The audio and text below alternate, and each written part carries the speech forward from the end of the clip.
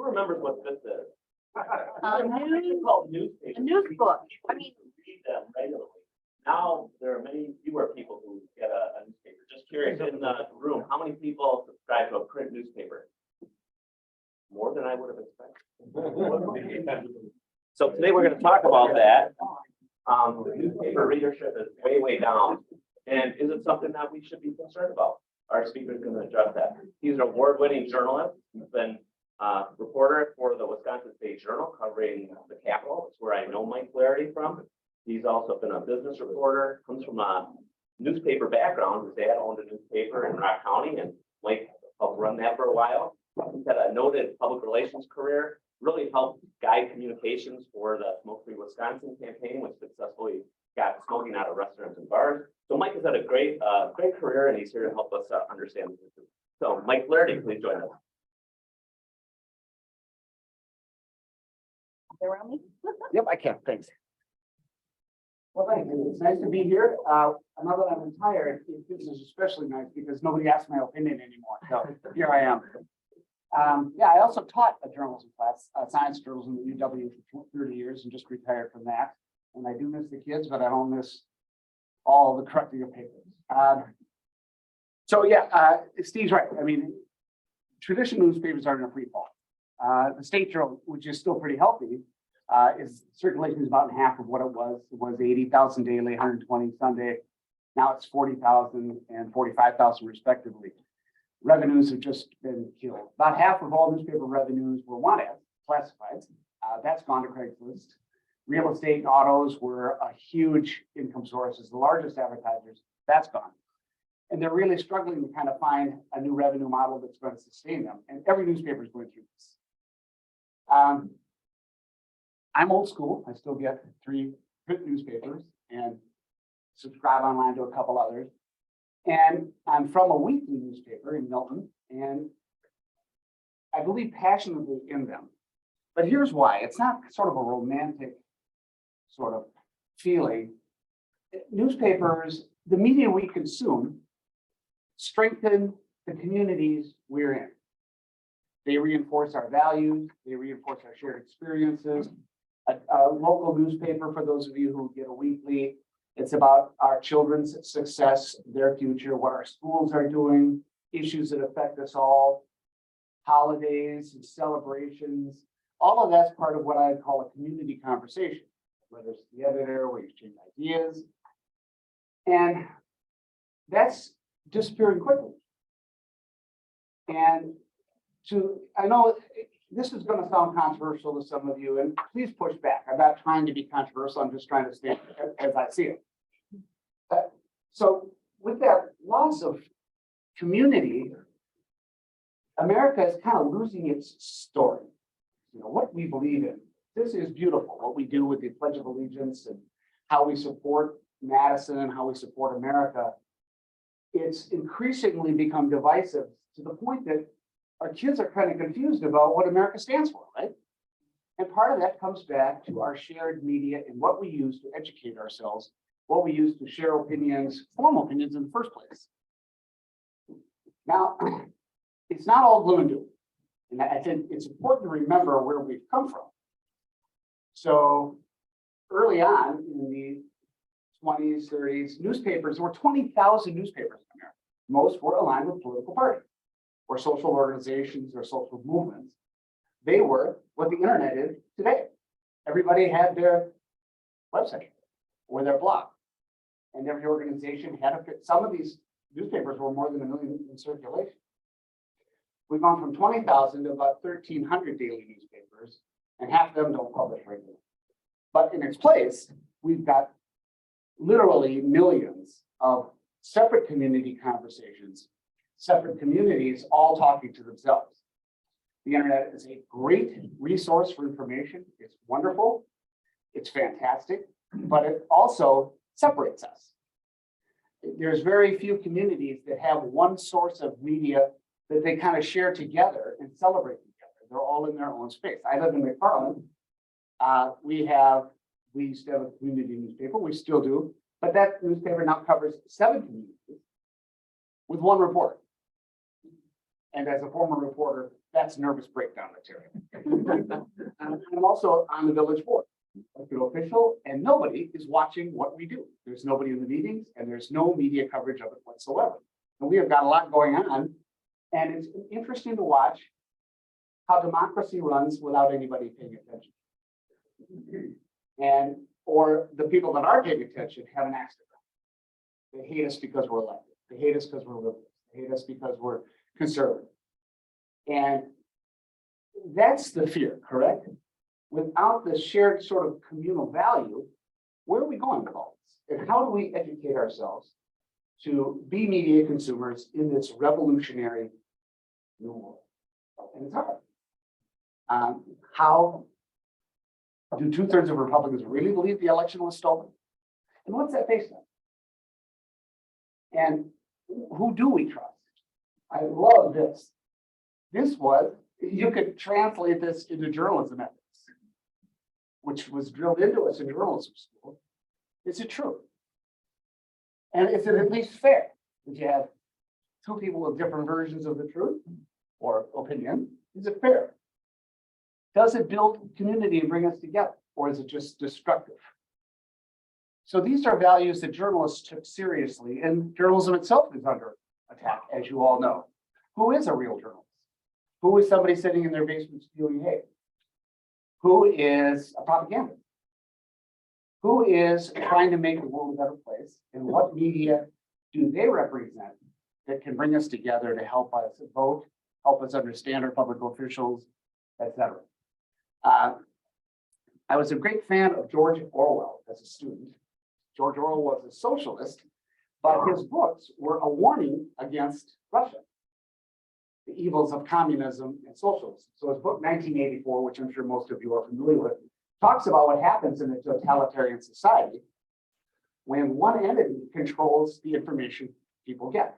You guys all remember that war is peace, ignorance is strength, slavery is freedom, that sort of thing. And what he was talking about, which he foreshadowed brilliantly, was for totalitarian regimes to exist, they have to have hate and anger. And that focuses unity based on hate and anger. And it doesn't matter who the enemy is, it could be anything, but the point is to keep the anger going. And what we've seen in the past couple of elections, with weakened newspaper readership, with tremendous lack of trust in newspapers or traditional media, we're just all over the board right now.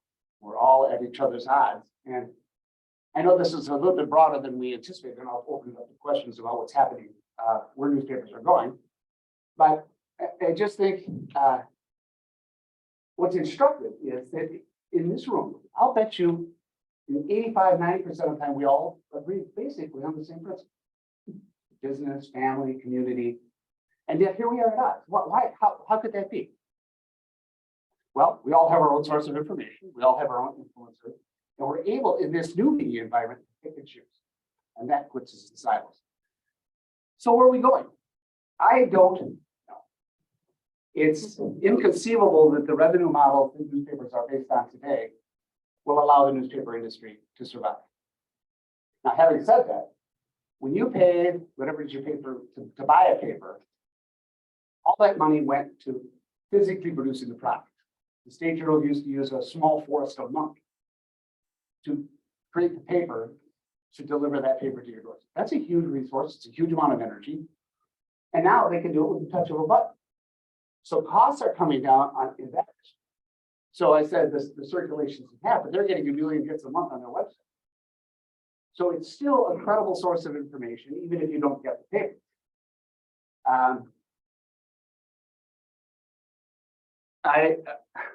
Well, we're all in this weird environment together, right? So I think there's no disagreement that this is one weird environment. So I think we could start there.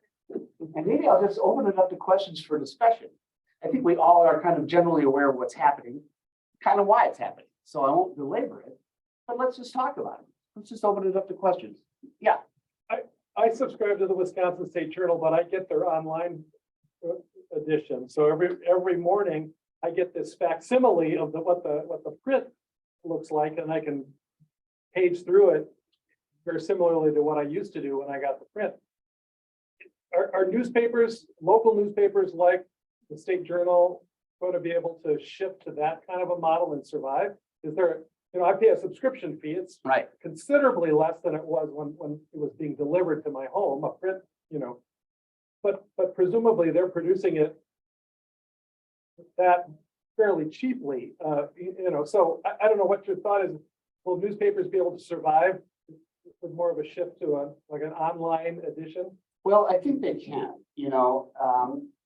there's a lot of talk about how the newspaper industry got into this situation in the first place. And my big beef was investor ownership, because what happened was the State Journal was making 35 to 40% margins. Hugely profitable. They were called the cash cow of Lee Enterprises, which is the chain that owns the State Journal. Enormous margin. And I kept saying, we're throwing more news away than we actually put in the paper. Let's continue to build the product. How do we get caught sleeping on Craigslist? How do we get caught sleeping on all these online ads?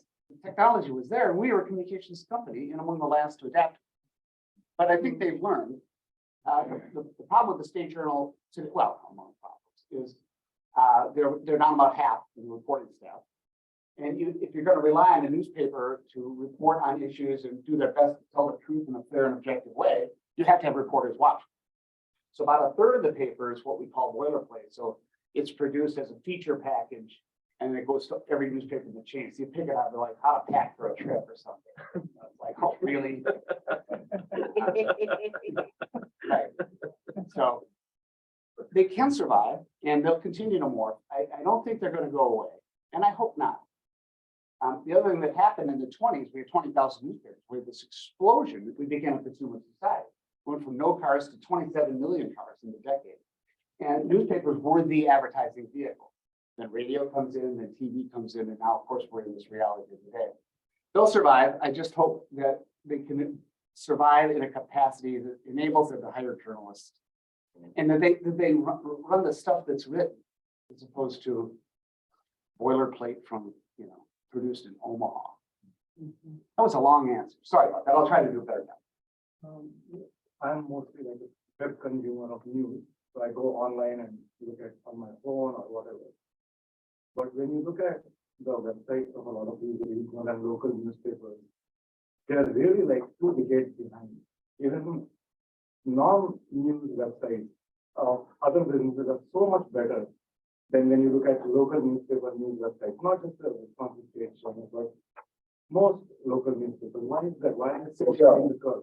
Well, part of it is, so Wisconsin has 360 newspapers. Almost all of them are weekly, and they just don't have the capital. They don't have the expertise. It's usually just one 70-year-old guy and a secretary.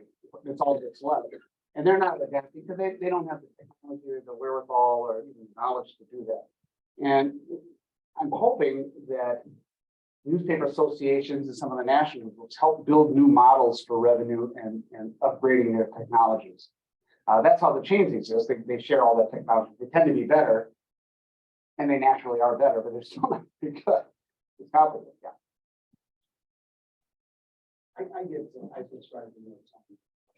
I get the national and international. I get it both, but I believe that things are built in the local, which I can't get to, and I tend to still follow it. Do you have any idea how many people pay digitally, as opposed to circulation of these products? I don't. I assume that the circulation would include digital. Or you'd be a regular subscriber when you got the regular paper or digital. Well, you get both, but you can, as Jim said, you can have just the digital and sure. The newspaper now, you probably know, is now up to $82. Yeah, I had come, and that's, then they run that nonsense on the other trophy. They're like, I gotta quit this, but I can't because I'm an old school guy. I just couldn't have that physical. Part of the problem they face is that the print edition still commands about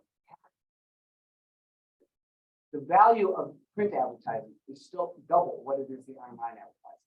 And I'm not sure psychologically why that is, but they can charge way more for an ad in the actual paper than they can on online. And I think this because online people scroll and they're used to filtering, where with a physical newspaper, you lay it out there and it's kind of linear. You're kind of picking and choosing and you see the ad while you're reading the story.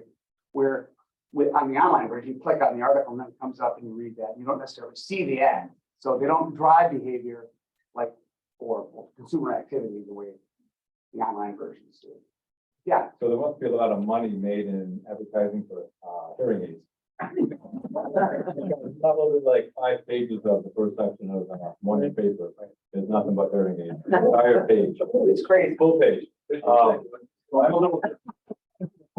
a little disenfranchised with the newspaper, but I grew up as a paper boy and as a tactile Right. reader. But it really irks me when they get rid of comics that we had forever. Now they got some crap, pardon me. That's pretty good. You get rid of all these things. Now I can't even figure out, like, okay, the basketball game played. We got over at 10 o'clock and it's too late for your edition. So now I go to ESPN, my app, and I look at all the scores. So why do I even need a newspaper to look at the football scores or baseball scores? Because it's too late for you guys to put it in the paper. So there's been all these changes that you want me to be a consumer, but yet you make it less and less appealing all the time. Not to mention cost. It's crazy. About half of all newspaper readership were male who wanted to put the sports, box scores, the prep scores, and now they don't even bother. I mean, you got a late game with the Brewers, you're not going to hold it. What? We'll hover over this QR code to see the story. Right. And then I just go to ESPN and raise the money. I mean, it's Now, what some newspapers are doing, Birmingham papers publishing, and I think what they're trying to do is force you into the electronic edition. So people like me who don't want to give up the tactile paper, they're kind of forcing us to get it online. Right, and that would be the more updated scores and things like that. And I think that's what they're trying to do. They're trying to get rid of. That's just. But isn't the, General I haven't read the online version because I don't have my wife's password. She has Run by the female in my house. But, is the online version basically a electronic, like a better photocopy of? Yeah. Yeah, and then it's updated, right? So you get the split. I have a hard time reading. On the iPad. Yeah. Just curious, how has the schedules of the reporters and the work, has that changed? I mean, there used to be, you know, a retired police officer at a certain time of day, there's, you know, the reporter coming through looking at the file. Has the schedule of reporting changed in college? Well, it has. There's still, Journal still has 20, 25 professional reporters. They're being asked to do a lot more. So I know the science writer there who's since retired, not only would he have to report a story, but you have to take video and then you have to post online. So they're being asked to do a lot more with the news they collect. And there's some advantage to that. So say you're covering a story on climate change and you write 700 words, 800 words, a small magazine article, because it's that important, there's that much information. You can only get half that, a third of that in the paper, but you can refer to it online or the video. So they're delivering more that way, but it's a hell of a burden on the reporter. So their schedule will change. Yeah. So is the model of using like maybe independent reporters? So I think of like somebody like on the sports page, like Jason Wilde. I hear he's got a radio show, Right. and then he's got, and I don't know if he works for the State Journal or is independent of the State Journal, but are there going to be more? My question is are there going to be more almost independent type of people like that, that they're going to be sourcing and buying and sourcing information from? Absolutely. I think On a local level, not so much on a national, because I know the national, they get, you know, like the State Journal's part of group down in the Lee Enterprise. Yeah, Lee Enterprise.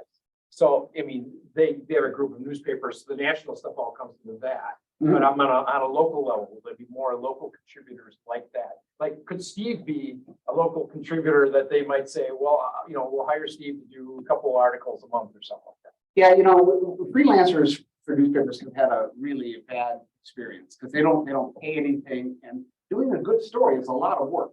I mean, I used to teach it, and the one thing I wanted to emphasize to students is to do this right is really, really hard, and you've got to get it right. And it has to be fair. And if I can tell your biases in it, it's wrong.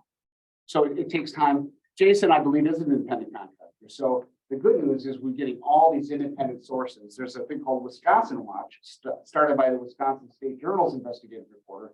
he and his wife created this. It's an investigative news team. They partnered with the University of Wisconsin Journalism School, and they do investigative stories, and then newspapers subscribe to them. So every once in a while, you'll see a story from them. With Politics is an online, and the Wheeler Report are online news sources that were created by a former State Journal reporter, which has since been sold back to the Capital Times. They weren't interested in an online publication, and then he went out and started, was successful, and now they said, oh, I guess we made another mistake.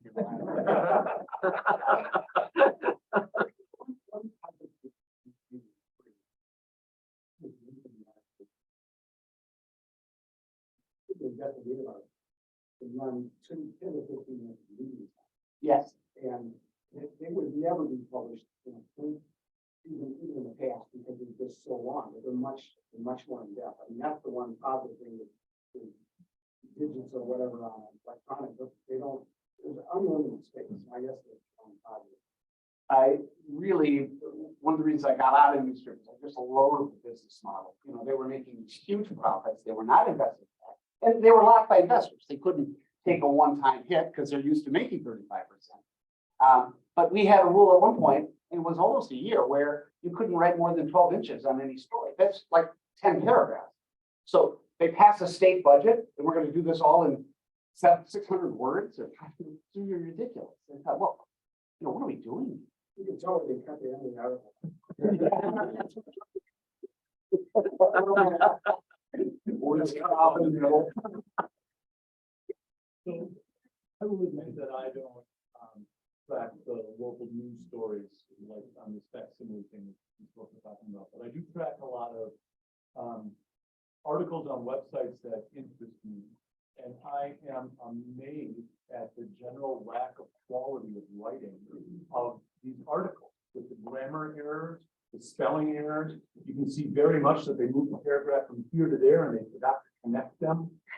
What is happening to the general level of competence of the people that are putting information out through a professional organization? Could you give me an example? And you know, there's a million sites out there, and most of them are not professional. Well, so one that I track a lot is Macworld, which is a magazine base that you can subscribe to, but it talks a lot about Macintosh and Apple and those sorts of things. And it's not just there, it's in other places, but the articles that are written are awful. You have to put blinders on through the spelling errors and the grammar to get to what they're actually talking about. And I don't understand how whoever edits that can look at that and say, yeah, that's fine, publish it. I don't understand that. Most of the professional stuff that I see looks pretty high quality. So I'm not familiar with that. I do know that in 2016, in the Miller report goes into this, essentially Russia was involved in our elections and the idea of fake news. There was story after story. Like, for example, there was a story about Hillary Clinton importing like 3 busloads of immigrants into Denver for a protest. And it was a big story in the Denver news, and we went all over the internet and went viral. Well, there is no Denver news. It was written in Russia to make us mad at each other. There was a big controversial thing in Oregon in which this judge got like 10,000 hate things. Well, almost all of them came from troll farms, and many of those in Russia. So we're getting this intentional distortion by people who don't like us very much. And I don't want to just blame Russia, because we all share this crap and we all see it. And it's on us as citizens to discern what a professional, respectful dialogue conversation looks like, and take it from there. Doesn't mean we're going to agree on it, of course. Doesn't mean, you know, one of you would be pro-life and I might be pro-choice. That's what democracy is, right? But yeah, sure. My 20-year-old copywriting intern right now asked me this morning if he could write an article about artificial intelligence copywriting, and brought up a website called ChatGPT, which is an open source AI program where you can ask a question, or you can say, write a blog on top 10 ways to grow your small business. It will write it in real time right in front of your eyes. It blew me away. I can't stop thinking about it in this topic today. It's like, even, I mean, it's grammarly correct. It's like, you know, it's kind of the nuts and the bolts. You have to probably flesh it out more if you want to. But I looked at it and I'm like, well, what is this going to do for your career? Like, you know, he's like, well, that's what I'd really love my time at Tingles. I'd like to write something about it. And I'm like, good, because I don't know what the hell this is. It'll educate me. But it was awesome for like, you know, even website copywriting. If you were like, I don't know what to write about, I'm a plumber. Plumbing's not rocket science. So Flows downhill. yeah, yeah. But I do website copy for my plumbing business and it spits out 5 paragraphs of copy that is not copyright, that's not copywritten, and you can literally lift and put it in your website. Well, you're right. I mean, I know my. That might be what's going on with you. Well, my ex-faculty is just struggling with this, because students can now go online and have something written for them. Yeah. They really sometimes can't tell. And so they're trying to figure out how to even get around it. So it's a real threat. Yeah. I don't threat's the right word. It's a new technology. and Sure. There's plenty of room for abuse. It's a game changer. I'm thinking about putting a watermark in the recognizing it's AI, and that's. Because it is, it's. Who died? No. Just kidding. Well, yeah, go ahead. I think George made the comment about today's print price for the paper. Back in 1950, it was $1.40 a month. Now it's 80 some. Well, I got a job in 1975 on the railroad for $4 an hour, and that was all the money. The minimum wage was 50 cents. So it's still super expensive. I'm not disputing what you're saying. But yeah, one more question. Well, the activity of the reporting. Because sometimes you see one paper or one, you know, online version of the news, and then you go somewhere else and it's different. It's even like what happened in Georgia. Somebody said, oh, there was violence, and then nothing. Oh, there was no violence. Well, you know, then the videos of buildings and torn down and forth and all that. We do have these organizations posing as legitimate organizations, and they have a counter narrative, and they're pretty clear about that. I mean, they have a political agenda. Fox News was created to support an alternative conversation. I was going to say true. They admitted everything. You want one and you want the other one. Yeah, you know, that's true. And that's the ultimate question. How do we decide? How do we decide what we're going to use as shared community values and facts? And that with the breakdown of agreed upon facts, we end up with this crazy election stolen, and it undermines our institution. I will say one final thing on bias. I always tell my students, there's no such thing as object. We all have our bias. But the goal is to be fair. And what you see is an incredible amount of blindsided unfairness, meanness, destruction of our elected leaders, of our institutions. And that is the threat. So how newspapers evolve, how our media evolves, is kind of on us, isn't it? To ferret that out. And I've heard a lot of people say, well, both sides do it. Well, we have to do better than that. If somebody says the election's stolen, it's not that hard to check it out. So it's kind of on us, right? And it's discouraging, but it's always been this way. I mean, elections are sophisticated marketing, and they're marketing to a customer base that is largely unengaged. And I don't mean that mean that, you know, most people are trying to get the kids off to school and get to work and get the damn car fixed and the leagues. They probably don't get a paper, most don't. And, you know, they're not engaged in the political dialogue like some geeks like myself might be. But marketers know that. So that's why you get the 30-second ads. That's why you get the fear, you know, this person's going to steal you or whatever, fill in the blank. And it works. But it's always been that way. We just have to do a better job in this media environment to support those institutions we trust and we'll build on that. And stop yelling at each other for no fair reason. That was me. I'm not suggesting. Anyway, thank you very much.